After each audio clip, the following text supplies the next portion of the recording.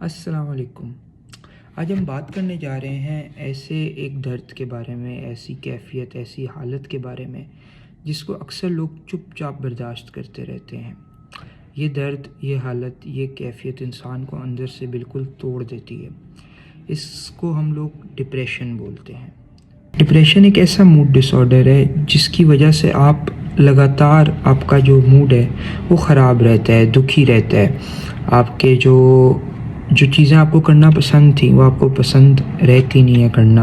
आपकी नींदें, या तो आपको बहुत ज़्यादा सोना आ जाता है या आपकी नींदें बिल्कुल उड़ जाती हैं। आपका वज़न एकदम बढ़ना शुरू हो जाता है या एकदम गिरना शुरू हो जाता है। इसी तरह आपको जो एक सेल्फ़ वर्थ होती है, जो अपनी एक कदर होती है इंसान की, इंसान वो अपने दिल के अंदर ही खो देता है। इसको कम से कम, ये जो बातें मैंने आपको बताई, 2 हफ़्ते तक ये बातें अगर आपके अंदर रहती हैं, अगर 2 हफ़्ते तक आप फ़ील करते हो कि यार मेरा मूड बहुत उदास है, 2 हफ़्ते तक आपको कोई चीज़ पसंद नहीं आती, आपका किसी के साथ घूमने फिरने को, घर से बाहर निकलने को, किसी से बात करने को दिल नहीं करता, अगर आपके साथ आपके कोई दोस्त वगैरह हैं तब भी आप उदास महसूस करते हो, आपका उनसे बात करने को नहीं दिल करता।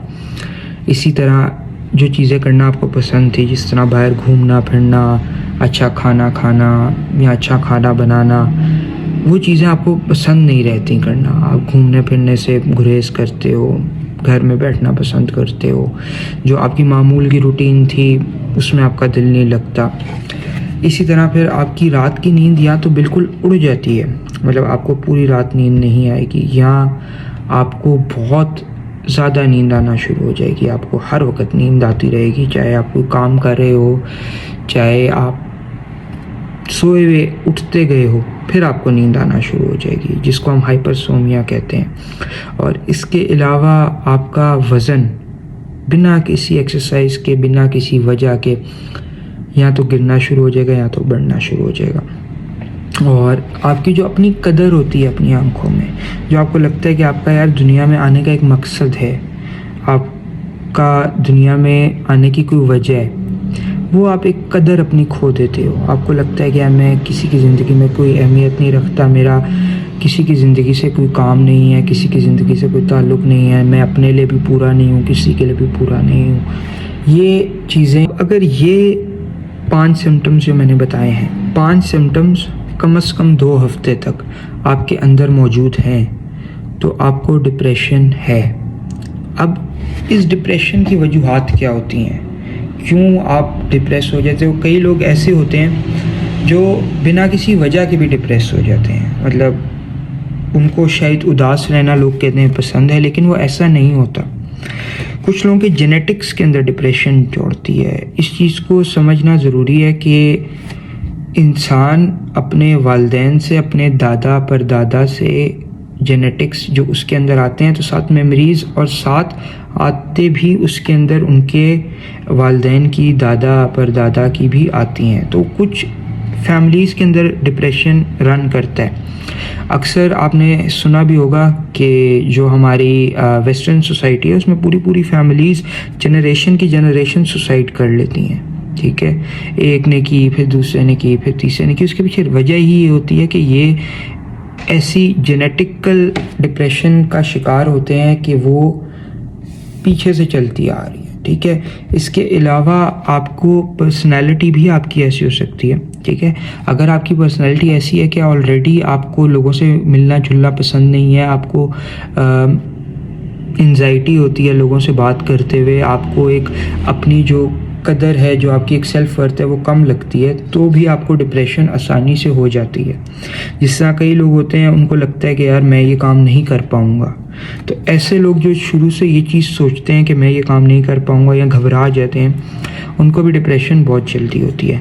और जो सबसे बड़ी वजह है डिप्रेशन की, वो कोई भी स्ट्रेसफुल लाइफ इवेंट, यानी आपकी ज़िंदगी में एकदम कोई ऐसा बदलाव, ऐसा कोई वाक़या हो गया है जो आपने एक्सपेक्ट नहीं किया था, उसकी वजह से आपको डिप्रेशन हो सकती है। जिस तरह हम लोगों की जो जनरेशन है, हम लोगों की जो सोसाइटी है, वो आजकल सबसे ज़्यादा एक दूसरे की अटेंशन ना मिलने की वजह से, एक दूसरे की कदर ना होने की वजह से, एक दूसरे के साथ मोहब्बत ना होने की वजह से, या एक दूसरे को धोखा देने की वजह से हम लोग बहुत जल्दी डिप्रेशन का शिकार हो जाते हैं, क्योंकि हमारी जो अब की सोसाइटी है, जो हम जनरेशन जी हैं या जनरेशन जो अल्फ़ा आ गई है, जो भी आ रहे हैं, वो अटेंशन और वैलिडेशन, यानी कि एक दूसरे से अटेंशन और एक दूसरे की वैलिडेशन बहुत ज़्यादा सीख करते हैं। एक दूसरे की चाहते हैं कि हर कोई हमें पसंद करे और हर कोई हमसे ही बात करे, ठीक है, जिसकी वजह से जब वो तवक्कुआत हमारी पूरी नहीं होती तो हम लोगों को डिप्रेशन की तरफ हम जाना शुरू हो जाते हैं। ये लेकिन जो ये चीज़ें हैं ना, ये उनके लिए होती हैं, ये जो अटेंशन वैलिडेशन वाला है, या आप ये कर लो जो इस तरह के कि आपको कोई छोड़ के चला गया, ठीक है, तो इसमें अक्सर वही लोग डिप्रेशन में जाते हैं जो कि ऑलरेडी जिनकी पर्सनैलिटी वीक हो, ठीक है, जिनकी पर्सनैलिटी ऐसी हो कि वो डिप्रेशन उनको हो सकती थी। क्योंकि जो बड़े स्ट्रेसफुल लाइफ इवेंट हैं, जिस तरह कोई आपको बहुत बड़ा ट्रॉमा हो गया, ठीक है, आपके वालिदैन में से कोई फौत हो गया, आपके कोई बहुत बड़ा लॉस हो गया, तो डिप्रेशन बहुत इजीली आपको हो सकती है, ठीक है। जिस तरह आपके वालिदैन अक्सर फौत हो जाएं, जिनके वालिदैन फौत होते हैं तो उनको उस गम से निकलते हुए बहुत वक्त लगता है। और इसी तरह जब कोई इंसान आपको छोड़ जाता है, जिस तरह आजकल की जनरेशन में ब्रेकअप्स बहुत आम है, तो उसमें एक बंदा ऐसा ज़रूर होता है दोनों में से जिसको वक्त लगता है वापस संभलने में। तो डिप्रेशन आजकल की सोसाइटी में बहुत आम हो गई है। इसको ठीक कैसे कर सकते हैं? तो जिस तरह अगर आपको कोई छोड़ के चला गया, ठीक है, मैं उसके एग्जांपल में लेके चला जाता हूँ कि अगर आपको कोई छोड़ के चला गया, आपको लगता है कि यार ये मुझे क्यों छोड़ के चला गया, ऐसा क्यों हो गया, वैसा क्यों हो गया, तो अपने आप से ये सवाल करना छोड़ दीजिए, आपकी डिप्रेशन खुद ब खुद वक्त के साथ ख़त्म हो जाएगी। कैसे?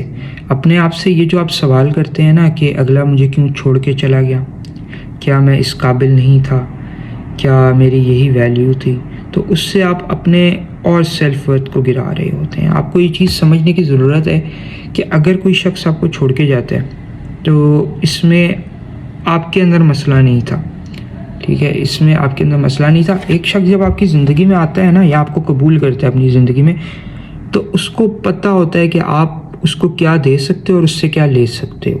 ये ऐसा कभी नहीं होता कि आप जब किसी की ज़िंदगी में जाते हो तो आप बिना मकसद के, बिना किसी वजह के, या आपको नहीं पता होता कि अगले से मुझे क्या मिलना है, अगले से मुझे क्या नहीं मिलना, ठीक है। तो ये चीज़ आपको अगले शख्स को भी पता होती है, आपको भी पता होती है। तो कभी अपने आप को मतलब ये ना सोचें कि यार मैं कम पड़ गया। अगले को पता था कि आप उसको क्या क्या दे सकते हो, क्या क्या नहीं दे सकते, ठीक है, वो ये जान के आपके पास आया है। वो शख्स या कोई भी शख्स आपको छोड़ के इसलिए जाएगा कि आपसे ज़्यादा कोई देने वाला उसको मिल गया है। जितना आप उसको दे रहे थे ना, उससे ज़्यादा उसको कोई देने वाला मिल गया है, जिसकी वजह से अब वो उधर की तरफ माइल हो गया, ठीक है। और ये इंसानी फितरत है, ठीक है, इसमें आप ये नहीं कह सकते कि उस बंदे का भी बहुत ज़्यादा कसूर है। एक इंसानी फितरत है, उसको जहाँ से ज़्यादा मिल रहा होता है वो उधर की तरफ दौड़ता है। कई लोग इसके ऊपर काबू कर लेते हैं इस फितरत में, क्योंकि है तो अच्छी फितरत नहीं, लेकिन कई लोग इस पर काबू कर लेते हैं, कई लोग नहीं कर सकते। तो ये वजह तलाश करना कि ऐसा क्यों हुआ, ये आप सबसे पहले छोड़ दें, ठीक है। आपकी डिप्रेशन की सबसे बड़ी वजह यही होती है कि आप उस चीज़ के पीछे भागने लग जाते हैं, ठीक है। एक लड़का या लड़की स्कूल में फ़ेल हो गए, या कॉलेज के एग्ज़ाम में, या यूनिवर्सिटी के एग्ज़ाम में फ़ेल हो गए, तो बजाय इसके कि वो लोगों को, वो टीचर्स को बोले, या वो इर्द गिर्द वजह ढूंढे कि यार ये मैं फ़ेल क्यों हो गया, ऐसा क्यों हो गया, वैसा क्यों हो गया, अगर वो ये चीज़ सोच ले कि यार मैंने और मेहनत करनी है, मैं हो जाऊंगा पास, एक दफ़ा फिर देता हूँ, हो जाऊंगा पास, तो वो कभी भी गम का, वो कभी भी उस दुख का शिकार उतनी देर नहीं होगा। एक दिन का दुख, 2 दिन का दुख हर इंसान के लिए होता है, नॉर्मल चीज़ है, लेकिन उस दुख के साथ चिमट जाना, उस दुख को बिल्कुल पकड़ लेना, वो चीज़ बिल्कुल भी सेहत के लिए अच्छी नहीं होती।